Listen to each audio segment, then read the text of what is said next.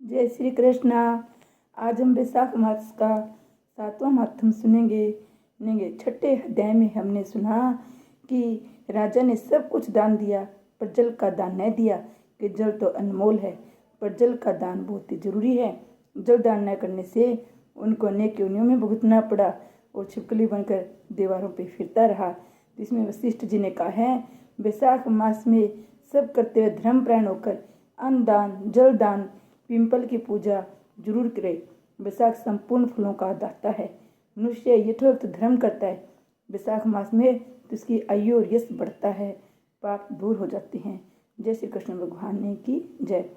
श्री नारद जी बोले, मिथिलापुरी का धर्मात्मा राजा इस अद्भुत चरित्र को देख हाथ जोड़ सुखपुर को बैठे हुए ब्राह्मण से कहने लगा, हे महात्मन, मैंने ये बड़ा अद्भुत और आश्चर्यमय चरित्र देखा, जिनके धर्म के प्रताप से इन क्षमाकवशीय राजा को मोक्ष हो गई। इस धर्म को विस्तार से कृपा करके मुझे सुनाइए।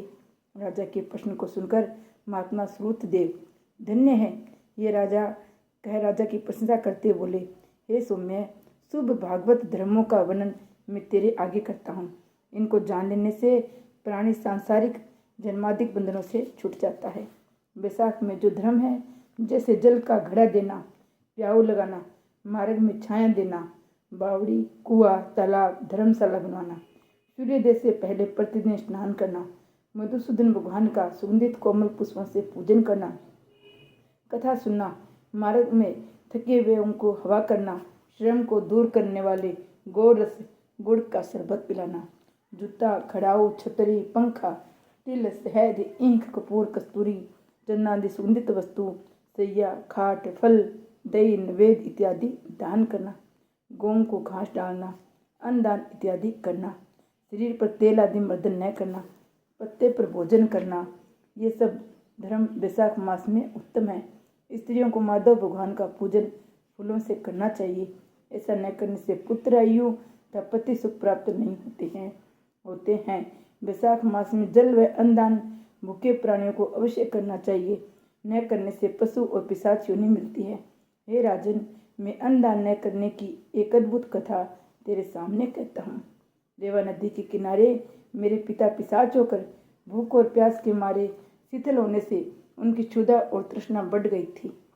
छायाहीन सेवल के वृक्ष के पास अन्न मिलने के कारण अपना ही मांस खाने से कंठ के बीच में मांस खड़ा हो गया था। कंठ नली का छिद्र सूक्ष्म हो जाने से पीड़ा के कारण प्राण जाने का भय था। कुआ, बावड़ी, शीतल जल की भी समझते थे। मैं गंगा यात्रा के निमित्त जा रहा था, तब मार्ग में देवयोग से रेवा नदी के किनारे पर पहुंचा।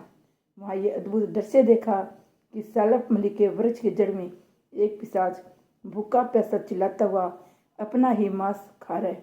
वह पापी मुझे मारने के लिए दौड़ा, परंतु मेरे तेज के मारे नियत हो मेरे हृदय में दया उत्पन्न हुई। तब मैंने उनसे कहा, डर मत, तू कौन है, जल्दी बता, तुझे कष्ट से अभी छुड़ा दूंगा।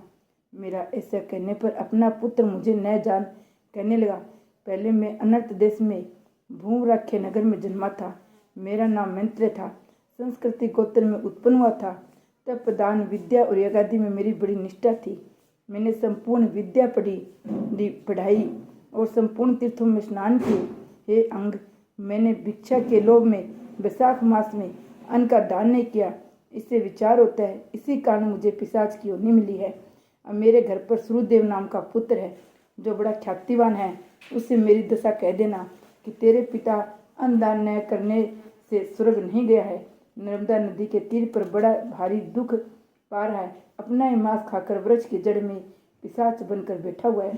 अतः पिता को पिशाच योनि से छुड़ाने के लिए वैशाख मास में प्रातःकाल स्नान करके विष्णु पूजा भक्तिपूर्वक जल से मेरा तर्पण करे, फिर किसी ब्राह्मण को अन्नदान करे, जिससे मैं विष्णु पद को प्राप्त हो जाऊं।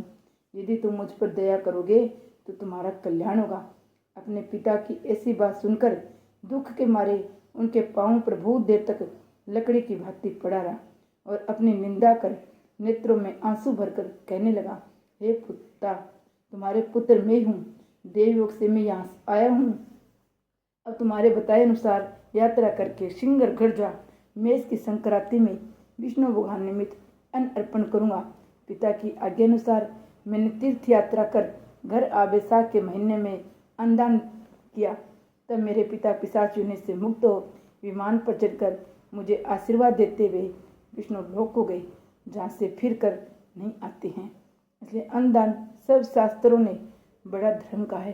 हे राजन, ये सब धर्मों का सारभूत है जो मैंने तुमसे कह दिया है। अब और किस बात को सुनने की तेरी इच्छा है सो पूछ, मैं तुमसे सत्य कहूँगा।